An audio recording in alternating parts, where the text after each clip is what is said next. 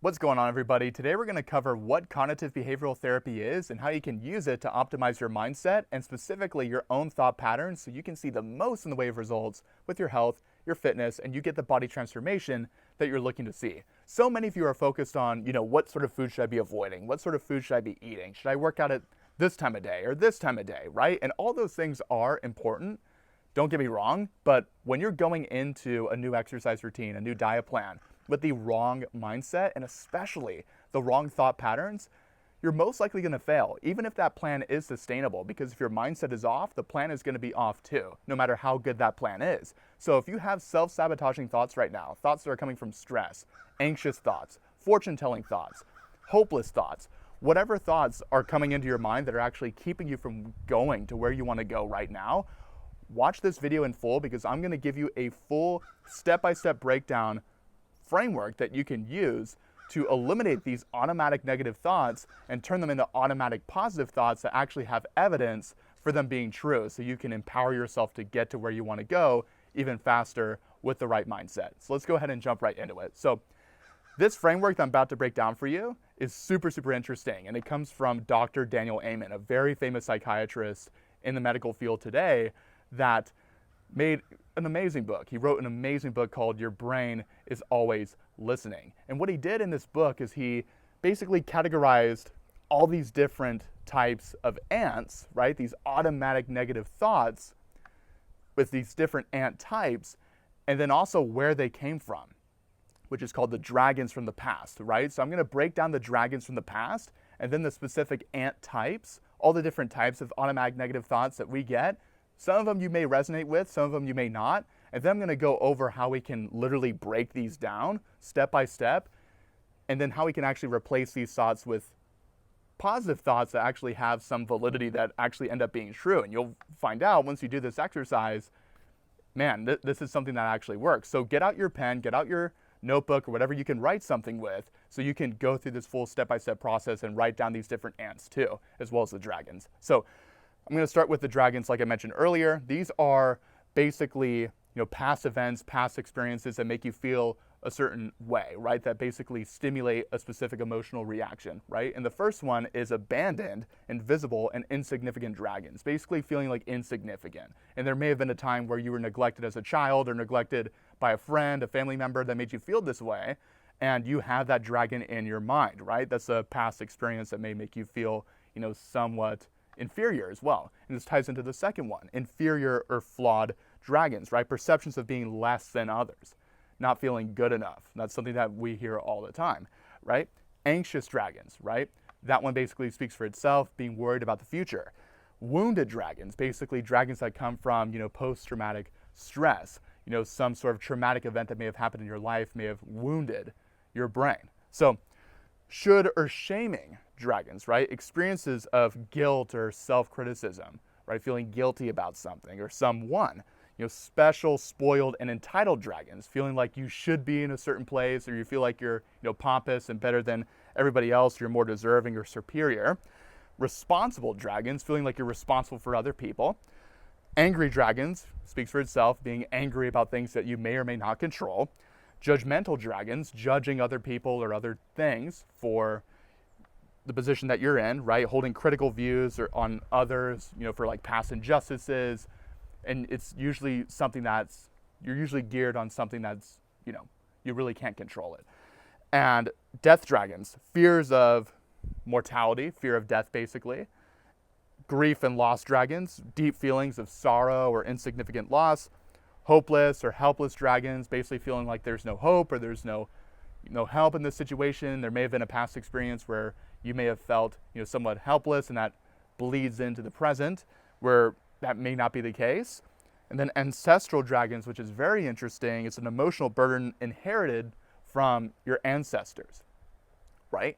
So when you have these thoughts, and I'm about to break down the automatic negative thoughts too, that you can categorize it based off where these dragons may come from, and you can link it, right? It's basically almost like a domino effect where, this one dragon starts breathing fire in your brain. Let's say it's an angry dragon. You're angry at somebody else over something that you can't control.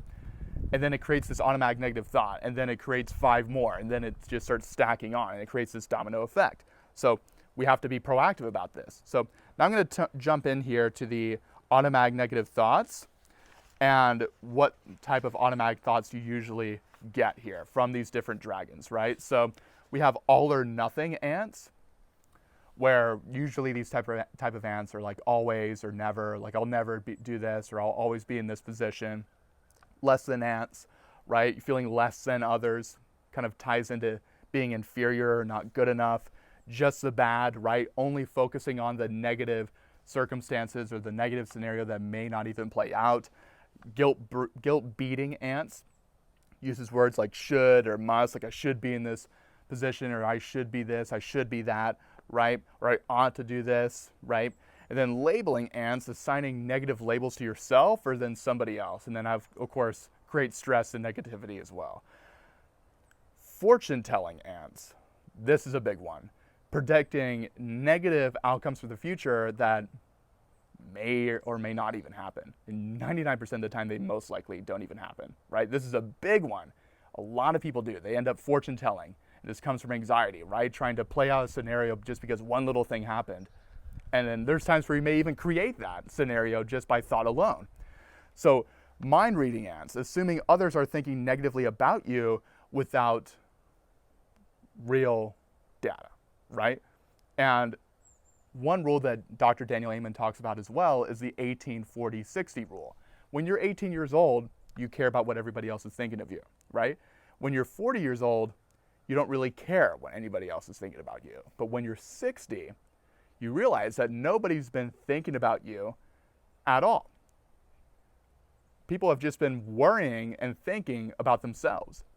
And when you truly realize that, that should automatically kill this ant, right? Because one, you can't control it. It's almost like you're trying to mop the ocean clean, right? With just a single mop. It's out of your control to begin with. And then number two, most of these people that you think are thinking about you really are not. They're just thinking about themselves and are worrying about much bigger problems that they may have.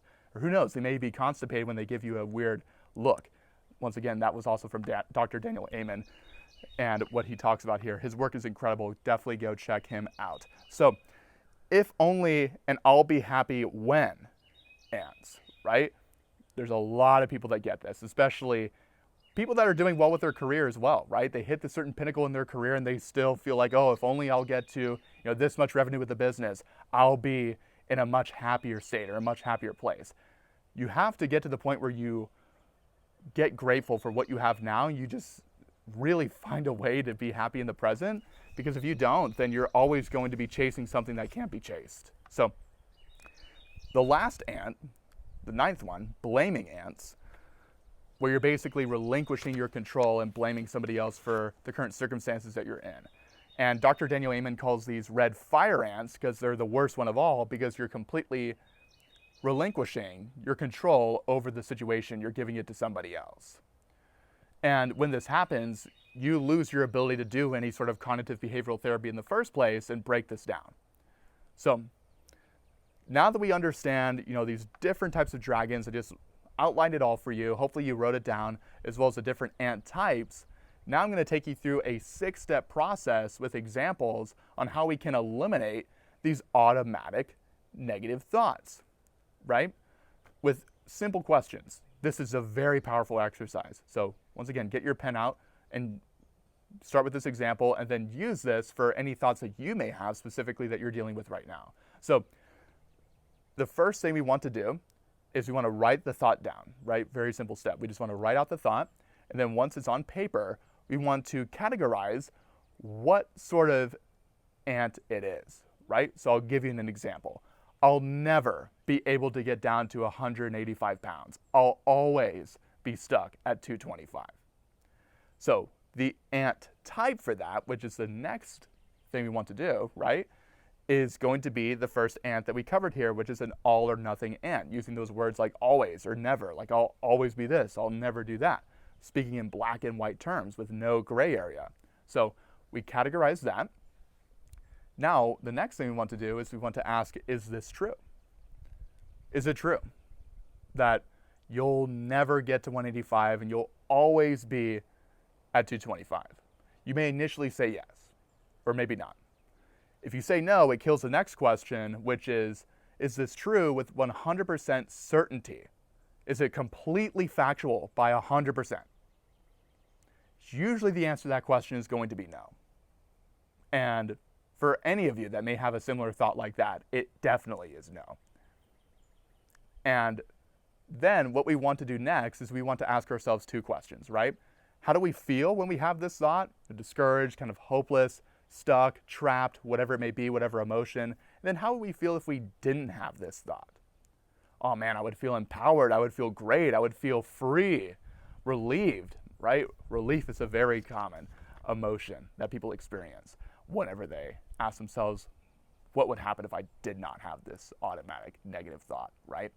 So then once we've asked ourselves that question, what we want to do here is take the original thought and flip it to the opposite, and then ask ourselves a very powerful question once we've done this, right? So let's do that first.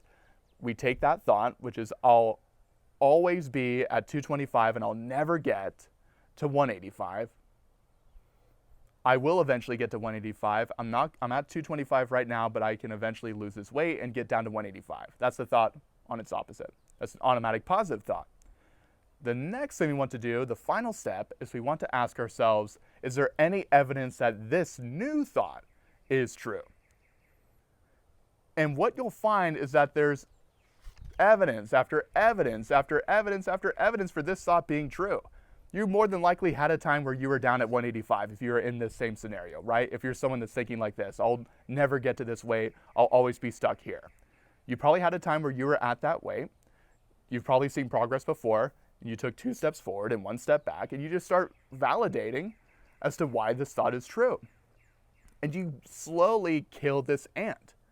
And once you've written that out, and whether it's a page, a couple of sentences, or 5 pages, you want to write down all the evidence, right? Because the more you actually end up writing out in terms of evidence, the more ammunition you have to kill this original automatic negative thought that was plaguing you. And that's some really, really powerful ammunition if you got a lot of notes on reasons why this is just complete BS or it's just not true. And then that's what you actually want to meditate on. Not just positive thinking, right? Just, trying to think of the opposite thought over and over and over, but really reflecting on why that new thought is actually true. And there's many times where it is. There's so many, and you could do this with literally all your automatic negative thoughts. Whether they've been plaguing you for 2 months, 3 months, 3 years, 5 years, 10 years, I don't care how long you've been dealing with it, you can do this same exact thing to all these automatic negative thoughts. But keep in mind, the longer you've been dealing with this automatic negative thought, the more likely it is to be challenging to deal with. And the harder it's going to be to kill it, right? If a beast has been around for 13 years, it's more than likely going to be much more difficult to destroy than a thought that's been there for 2 weeks or 3 months or something like that. So keep that in mind. If this is a thought that's been hanging around for a long time, it's probably going to take a little bit of extra work to finally kill it and to get that assured validation that it is not true. But it's work that you have to put in, right? And if you're feeling uncomfortable while doing this exercise, great. That's the validation that you need to know that you are making a change and you're moving in the right direction. That's the validation that you need to know that you're actually doing the right thing. So if you're feeling uncomfortable doing this exercise, if it maybe makes you sad, maybe makes you feel a little bit anxious or nervous, good, right? It's much better that you feel this way than the pain of this automatic negative thought for another 3 months, year, or whatever it may be, right? And then the final takeaway that you can use here is with all those dragons, we can identify where this thought may have came from.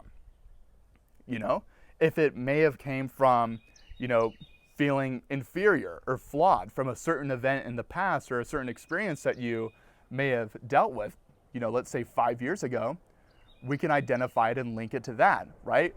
Now, the mistake we don't want to make is blaming that circumstance for our problems and for our thoughts, but we at least want to know, okay, this is where it came from, this is where these automatic negative thoughts started. Now we can kind of kill the trail and then validate ourselves with the thought that is actually true, that is going to push us to get to where we want to go. Which thoughts do we actually want to believe, right?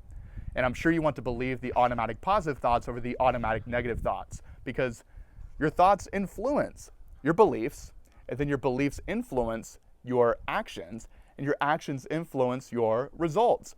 If your thoughts are terrible and just full of negativity, you're most likely going to have negative beliefs that may certainly will affect your actions. You may take little to no action, and then you get little to no results. So then that automatic negative thought that we go back to here as an example, right? I'll never get to 185. That ends up becoming true because you believed it and you took no action, and then you never saw those results. You never got to 185, right? But if you question and challenge these thoughts and then go through that framework and you meditate on the thought that honestly is true with lots of evidence, you do end up getting to 185. You do end up reaching your goals. You do end up killing the anxiety. You do end up killing these automatic negative thoughts, and you replace them with thoughts that actually empower you and get you closer to your goal. Guys, I'm telling you, this work is far more important than any exercise routine, diet that you follow, or any other health routine.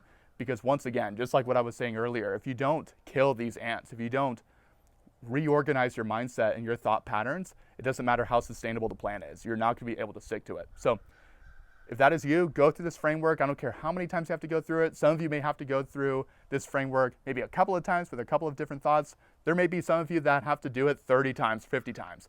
That's okay. Do it as many times as you want. Follow this framework step by step. I'll go ahead and link down everything in the description below with the types of dragons, the automatic negative thoughts, the 6-step process that we went through, everything, as well as all the references too. So that way you can actually put this down to pen to paper in a much more easy way for you. So that's basically it for this video. If you liked it, feel free to leave a like, comment, and subscribe. Follow me on Instagram down below in the video description at itsbobbyobrien, and I will see y'all in the next video.